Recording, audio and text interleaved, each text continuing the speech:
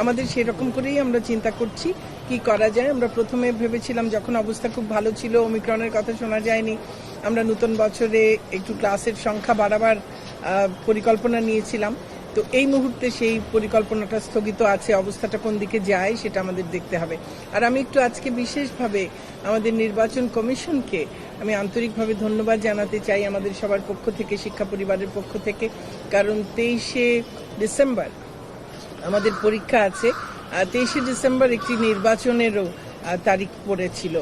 তো সেটি আমরা যখন তাদেরকে জানিয়েছি, আসলে দুই জায়গার মধ্যে সমন্বয় করেই তারিখগুলো ঠিক হয়েছিল, কিন্তু কোনো কারণে হয়তো একটু ভুল হয়েছিল। তো তারা সেই নির্বাচনের তারিখ পিছিয়েছেন। আমরা সেই জন্য তাদের কাছে অত্যন্ত কৃতজ্ঞ।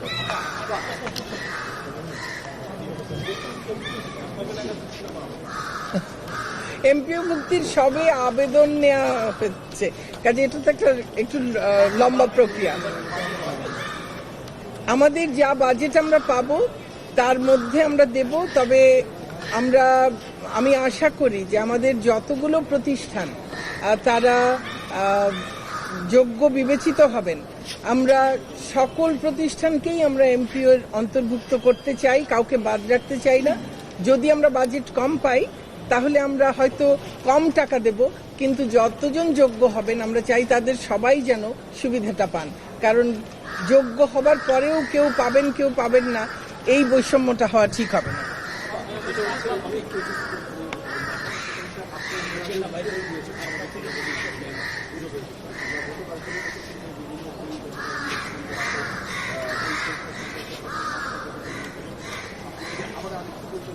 অবশ্যই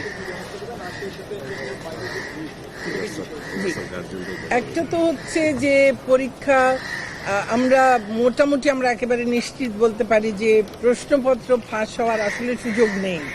আমরা যে ব্যবস্থাগুলো নিয়েছি তাতে প্রশ্নপত্র ফাঁস হওয়ার সুযোগ নেই। একমাত্র পরীক্ষার হলে যখন প্রশ্ন চলে যায় তারপরে যদি কোনোভাবে কেউ কিছু করে, আজকাল কোনো হয়তো ইলেকট্রনিক ডিভাইস আছে যেটা কোনোভাবেই আমরা বাইরে ধরতে পারলাম না, যদি কেউ একেবারে সেই পর্যায় পর্যন্ত চলে যায়, কিন্তু তখন প্রশ্ন কোথাও বাইরে গিয়ে তো কারো লাভ নেই, কোনো পরীক্ষার্থীর কোনো লাভ হচ্ছে না। কিন্তু কেউ গুজব ছড়াবার জন্য কিংবা আমাদের ব্যবস্থাটাকে হয়তো কিছুটা এর একটা দুর্নাম করবার জন্য, একটা প্রশ্নবিদ্ধ করবার জন্য কেউ একটা অপচেষ্টা চালাতে পারে।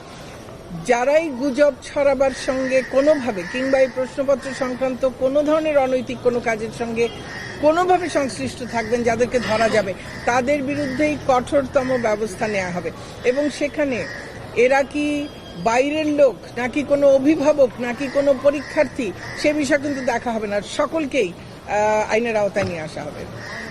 আর বাইরে যারা আছেন গেটের বাইরে, আসলে আমাদের দেশে তো আমাদের অভিভাবকরা আছে, শিক্ষার্থীদের এই পাবলিক পরীক্ষাগুলো এসএসসি এইচএসসি এগুলো আমরা যে বিশেষ গুরুত্বের সঙ্গে নেই, এবং সেখানে অভিভাবকরা চান যে পরীক্ষার্থীদেরকে একেবারে পরীক্ষার হলে পৌঁছে দেবেন, এবং তারপরেও তাদের নিজেদের উৎকণ্ঠায় তারা পরীক্ষা হলের বাইরে দীর্ঘক্ষণ অপেক্ষা করেন। তাতে সমস্যা যেটা হয় যে ভেতরে স্বাস্থ্যবিধি মানা যায়, কিন্তু বাইরে বাবা মায়েদের একেবারেই স্বাস্থ্যবিধি মানানোটা খুব শক্ত হয়ে যায়। আর সেটা তো আসলে এই পরীক্ষা কেন্দ্রগুলোর পক্ষে সেটা করাও সম্ভব না। বাইরেও আমাদের আইন শৃঙ্খলা রক্ষাকারী বাহিনীর পক্ষেও এই যে বাবা মাদের ওপরে তখন তো আর কিছু করা যায় না, সেই জন্যে তাদেরকেই সচেতন হতে হবে। আর তারা যেন ভিড় না করেন, আশপাশে যদি ছড়িয়ে ছিটিয়ে থাকেন, আর সবচেয়ে বড় কথা যেখানেই থাকেন যেন মাস্ক পরে থাকেন, একটু দূরত্ব যেন বজায় রাখেন। এটুকু আমরা তো সবার কাছে এটুকু আশা করতেই পারি যে তারা তাদের সন্তানদেরকে পরীক্ষা দিতে নিয়ে এসছেন। কারণ এখানে বাইরে যদি ছড়ায়, সেই ছড়ানোর ক্ষতিটা কিন্তু তার কাছ পর্যন্ত গিয়ে পৌঁছাবে, তার সন্তানের কাছ পর্যন্ত গিয়ে পৌঁছবে।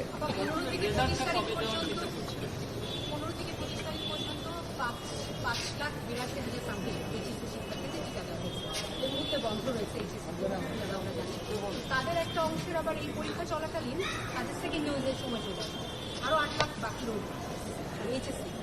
এই যারা যে 8 লাখ প্রথম ডোজ পাবে তাদের পাবে শুরু হবে, পাশাপাশি যাদের সেকেন্ড ডোজটা এর মধ্যে ডিল হয়ে যাবে তারাই পাবে, পরীক্ষার পরপরই পাবে। যদিও আসলে প্রথমে বলা হতো যে 28 দিন পর দ্বিতীয় ডোজ, আজকাল কিন্তু আর সেই 28 দিনের ব্যাপারটা নেই। এখন কিন্তু এটা অনেক ফ্লেক্সিবল করা হয়েছে সারা বিশ্বেই। তো সেখানে এই পরীক্ষাটা শেষ হলেই যাদের প্রথম ডোজ দেওয়া হয়েছে তারা দ্বিতীয় ডোজ পাবেন, আর যাদের কোনো ডোজ দেওয়া হয়নি তারা প্রথম ডোজ পাবেন। আমরা তো দ্রুততম সময়ের মধ্যে দেওয়ার চেষ্টা করব। এক মাস, আমরা 1 মাস আশা করছি, 1 মাসের মধ্যে এটা আমাদের টার্গেট। পরীক্ষা যেদিন শেষ হবে তার থেকে 1 মাসের মধ্যে, 30 দিনের মধ্যে আমরা চেষ্টা করব, সর্বোচ্চ চেষ্টা করব। সব অবস্থা যদি এখনকার মতো থাকে ইনশাল্লাহ আমরা পারবো। যদি করোনা পরিস্থিতি খারাপ হয় তখন হয়তো আমাদের আরেকটু বেশি কষ্ট হবে, তাও আমরা চেষ্টা করব 30 দিনের মধ্যে।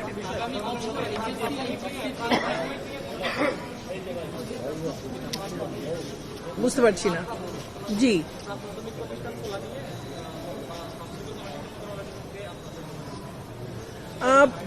আমি যতদূর জানি যে প্রাক প্রাথমিকের তো এই মুহূর্তে বোধহয় খোলার কথা তেমন ছিল না, তার কারণ এই করোনার কারণেই।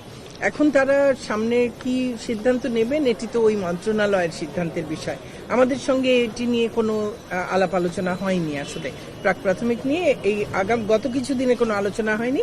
আমাদের এর আগে যখন আমরা প্রতিষ্ঠান খুলছিলাম তখন তো আমরা উভয় মন্ত্রণালয় আলোচনা করেই খুলেছি, তখন প্রাক প্রাথমিককে আমরা বাইরে রেখেছিলাম। এখন সামনের দিকে ওনারা কি অন্য কোনো ভিন্ন কোনো সিদ্ধান্ত নেবেন কিনা এই ব্যাপারে আমাদের কথা হয়নি।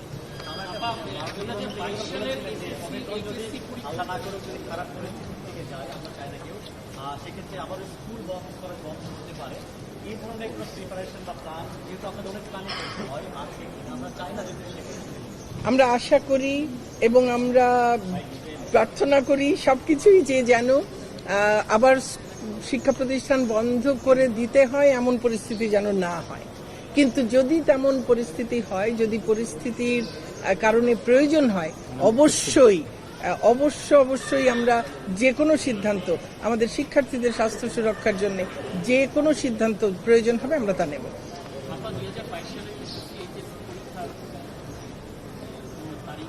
না, এই মুহূর্তে তো তারিখ বলা সম্ভব না, তবে এবছর যেমন একেবারে নভেম্বর ডিসেম্বরে এসে হলো, আমরা আশা করছি যে আমরা করোনা মোকাবেলা যেভাবে করতে পেরেছি তাতে আগামী বছরের পরীক্ষা এত দেরি হবে না, তার অনেক আগেই হয়তো আমরা নিতে পারবো ইনশাল্লাহ। জি, প্রথম ভাগে হয়তো হবে না, হলে মাঝামাঝি হতে পারে বা তার একটু পরে, মাঝামাঝি পর্যন্তই হয়তো, তার আগে হওয়ার সম্ভাবনা খুবই কম। কারণ আমরা যদিও সিলেবাস সংক্ষিপ্ত করেছি কিন্তু তারপরেও আমরা চাই যে আমাদের পরীক্ষার্থীরা যতদূর সম্ভব যেন ক্লাস করতে পারে। এসএসসি এইচএসসি দুটোই আশা করি যে বছরের মাঝামাঝি নাগাদ আমরা হয়তো নিতে পারবো। দেখি, অবস্থাটা বুঝে বলতে পারবো, এই মুহূর্তে তো বলতে পারছি না, এখনো কয়েক মাস বাকি আছে। অনেক ধন্যবাদ।